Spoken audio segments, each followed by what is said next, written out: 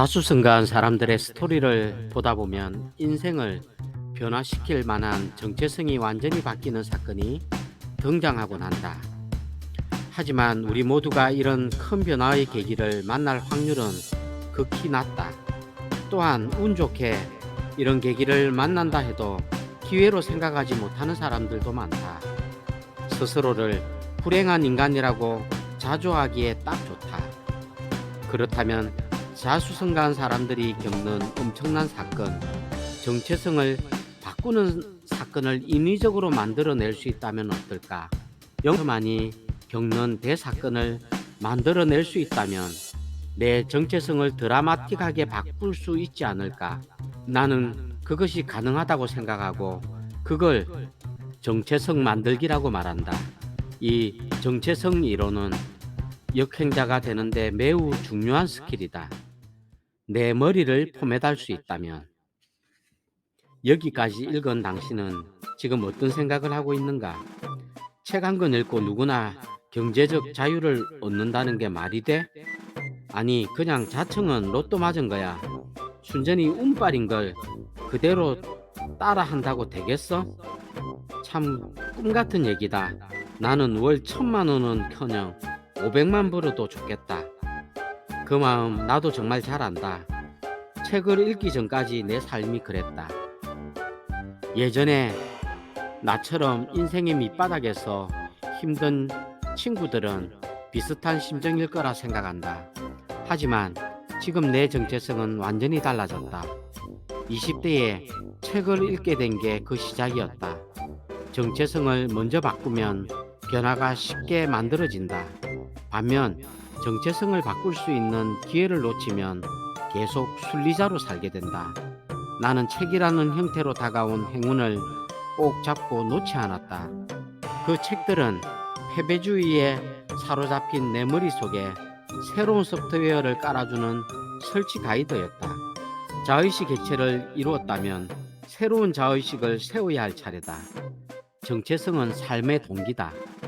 자동차가 앞으로 나아가기 위해선 연료가 있어야 하듯이 사람도 정체성이라는 연료가 필요하다. 2018년까지 나의 정체성은 사업가였다. 2019년에는 유튜버, 2020년 이후부터는 작가, 그것도 베스트셀러 작가로 정체성을 바꿨다. 다들 비웃었다. 아무리 자청이라고 하지만 책 한 권 안 써본 사람이 갑자기 어떻게 그런 대단한 책을 써? 본인은 진지하게 생각하는 것 같으니 일단 맞장구 쳐주자. 다른 사람들이 그렇게 생각한다고 해서 나까지 나는 절대 베스트셀러를 쓸 수 없어 라고 한정 짓는 순간 베스트셀러는 고사하고 평범한 책이라도 출간할 가능성은 제로로 수렴한다. 사람마다 돈을 벌기로 결심하는 순간은 제각각이다. 선천적으로 돈 버는 걸 좋아하고 잘하는 사람도 간혹 있긴 하지만 대부분은 돈 버는 것에 별 관심이 없다. 의외라고? 아니, 그렇지 않다. 다들 돈 하니까 돈에 관심 있는 것 같지만 실제로 우리는 정말로 돈을 벌고 싶어 하지 않는다. 왜냐하면 돈 버는 것과 관련된 행동을 하지 않기 때문이다. 그냥 큰 돈을 벌고 싶다는 막연한 생각만 갖고 있는 몽상가들에 가깝다. 앞서 말했듯 내 경우엔 좋은 자기계발서들을 수백 권 읽어 나가니 나도 정말 위대한 사람이 될 수 있을 것 같은 느낌이 강해지고 부정적인 생각들이 사라지기 시작했다. 나는 부의 초월 차선이라는 책을 읽기 전까지는 일을 하지 않아도 자동 수익이 생긴다라는 개념 자체가 없었다. 돈은 그저 내가 열심히 일한 순간에만 생기는 줄 알았다. 이후의 사업들은 내가 없어도 돌아갈 수 있도록 세팅하기 시작했다. 결국 지금은 회사에 나가 자리를 지키지 매달 몇 억씩 버는 경제적 자유를 달성하고 있다. 그렇다면 정체성을 바꾼다는 것은 정확히 무슨 뜻인가? 최고의 가성비를 추구하는 기관인 모든 것에 집중하지 않는다. 일정한 정체성에 맞춰서 입력과 출력의 모드를 바꿔 나간다. 최근 들어서 나는 작가, 아마추어, 운동선수로 정체성을 맞추어 나갔다. 그 전에 사업가의 정체성을 가졌을 땐 세상 모든 것이 비즈니스로만 보였다. 하지만 최근 작가로서 정체성을 바꾼 후에는 누군가 사업 얘기를 하면 심드렁해지게 되었다. 대신 매일 스포츠 관련 영상을 보고 골프와 테니스를 치며 글만 쓰고 있다. 정체성 소프트웨어를 설치하기. 나는 온갖 핑계로 책은 완벽한 환경에서 읽어야 해 라는 생각으로 나를 제안했다. 나는 윤주를 보면서 전자책을 읽는 사람으로 나의 소프트웨어 정체성을 변화시켜야겠다라고 다짐했다. 그리고 여행 중에 하루 한 권씩 휴대전화로 전자책을 읽었다. 과거의 나였다면 저건 내 스타일이 아니야. 나는 할 수 없는 일이야 라고 했을 텐데 정체성 이론을 알고 있었기 때문에 나는 틈나는 대로 전자책을 읽는 사람이야 라는 소프트웨어를 설치했다. 종종 사람들은 나는 MBTI가 I형이라서 내성적이야. 나는 신경성이 높아서 예민해. 나는 공운동은 못해. 나는 A형이라 소심해 라고 본인을 틀에 가둬버리고 난다. 정체성을 변화시킴으로써 본인만의 틀을 깨버려야 한다. 정체성을 본인의 한계에 가두는 건 순리자들의 특징이다. 이 책을 읽다가 갑자기 나는 내일부터 부자로 살아야지 라고 결심한다고 해서 아무 일도 일어나지 않는다. 그래서 정체성을 바꿀 환경을 만드는 게 중요하다. 2019년 4월쯤 나는 인생이 시시하다고 느꼈다. 당시 하는 사업에선 라이벌도 없었고 더 잘되고 싶다는 생각도 들지 않았다. 하지만 나는 여기에 정체성 이론을 적용했다. 나는 스스로의 자유의지나 노력 따위를 믿는 대신 나는 멋진 사업가다라는 정체성을 강제하는 환경을 갖추기로 결심했다. 그게 바로 유튜브였다. 그건 일종의 배수의 진이었다. 유튜브에서 사람들에게 희망을 주는 창업가, 연봉 10억 사업가, 자수성가 청년이라고 어그로를 끌면서 성공하는 법에 대해 얘기한다면 어떨까? 그러면 내 정체성은 사업에 성공한 언플루언서로 변할 거라 생각했다. 유튜브라는 정체성을 갖기로 한 건 인기 유튜버 자체를 위한 것이라기보다는 오로지 성장을 위한 자기 강제였다. 이게 정체성 변화의 핵심 비결이다. 즉, 뭔가를 더 잘하고 싶으면 결심을 할 게 아니라 환경부터 만드는 것이다. 자동으로 움직일 수밖에 없도록 세팅을 하면 나는 저절로 열심히 살게 된다. 그러면 정체성 변화를 위한 환경을 구성하는 구체적인 방법은 뭐가 있을까? 1. 책을 통한 간접 최면. 정체성을 바꾸는 가장 쉬운 방법은 관련 책을 읽는 것이다. 만약 건강고수가 되기로 결심했다면 건강의학에 관한 쉬운 책 10여 권을 독파하면 된다. 마찬가지로 자수성가를 하거나 경제적 자유를 얻고 싶다면 일주일간 몇 권의 책을 읽으면 된다. 독서가 인생을 바꿨다고 말하면 대개 가장 먼저 나오는 질문이 무슨 책을 읽어야 하나요인데 처음엔 인물 이야기가 있는 책을 추천한다. 자수성가한 흑수저들의 책을 20권쯤 몰아서 봐라.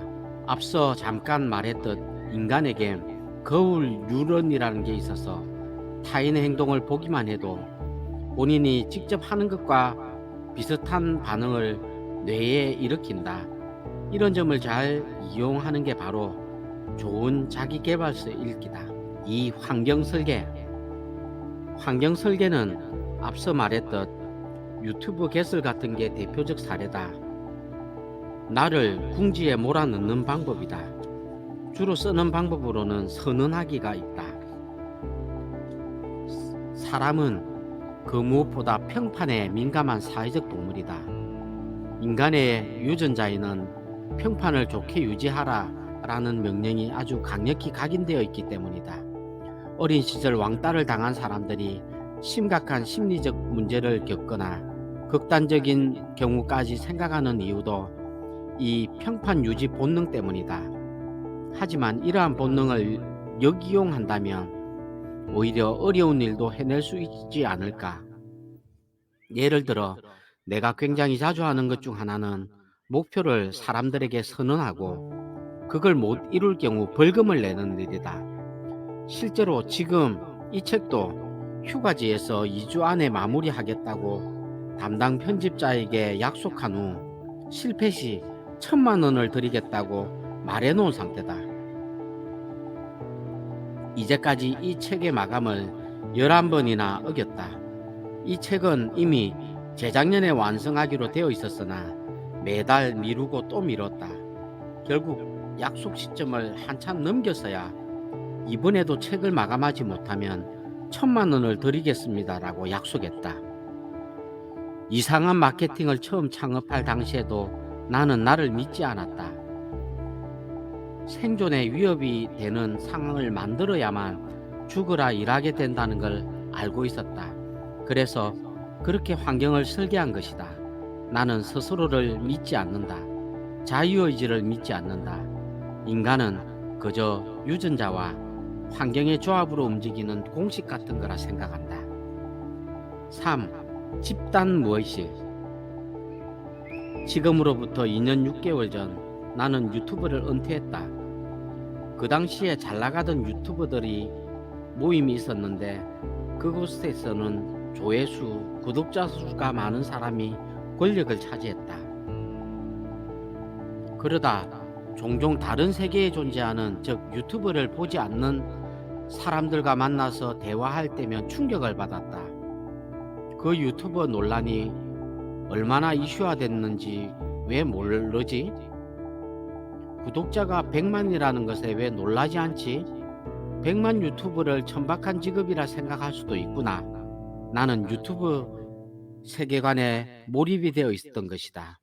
이처럼 사람은 어떤 집단에 들어가게 되면 그 집단이 떠받드는 것을 가치 있다고 착각하게 된다. 예전 휴거 사건 등을 일으킨 수많은 사이비 종교를 생각해보라.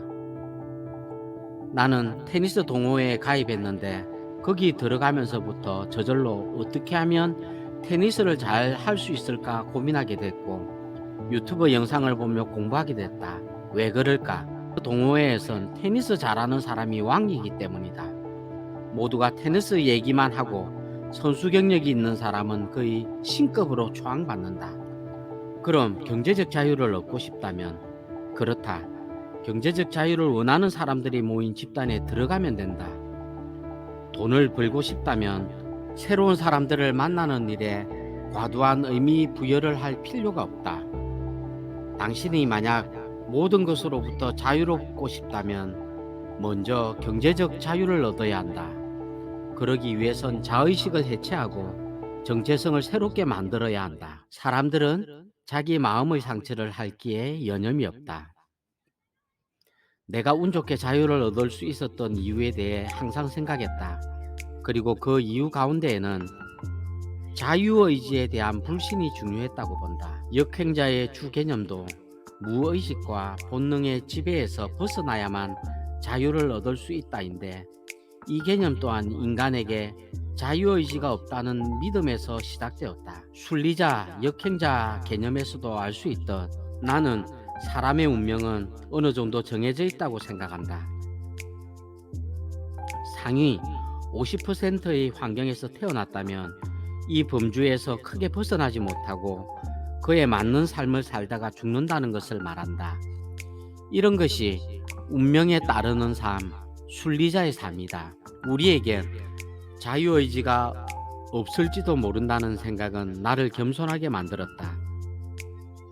나를 포함한 인간이 어떤 특별한 존재가 아니라 어쩌면 다른 동물들과 별로 다를 바 없을 수도 있다는 생각을 하게 해주었다.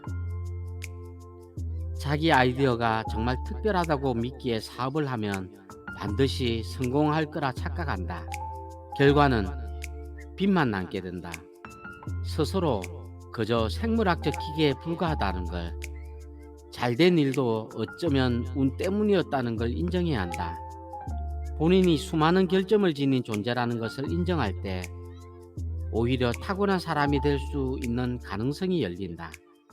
내가 심리학을 배우고 내린 결론이 하나 있다. 인간은 목표를 세우고 달성하는 그런 똑똑한 생물이 아니라는 것이다. 자신이 어떤 존재이며 어떤 과정을 거쳐서 지금의 결과에 이르게 됐는지 그 진실을 보려고 하지 않는다. 그저 내 마음의 상처를 핥기에 여념이 없다. 그리고 또 하나, 결정론적 세계관을 받아들이면 마음이 평온해진다. 누군가가 질투에 눈이 멀어 나에게 해를 가해도 필요하면 법적 조치를 취할 뿐 그것 자체로 마음이 상하진 않는다. 저 사람은 낮은 지능과 열등감, 안 좋은 환경, 공격성 같은 게 합쳐져 저런 행동을 하는구나. 자유의지 없이 열등한 유전자 때문에 잘못된 의사결정을 내리는구나.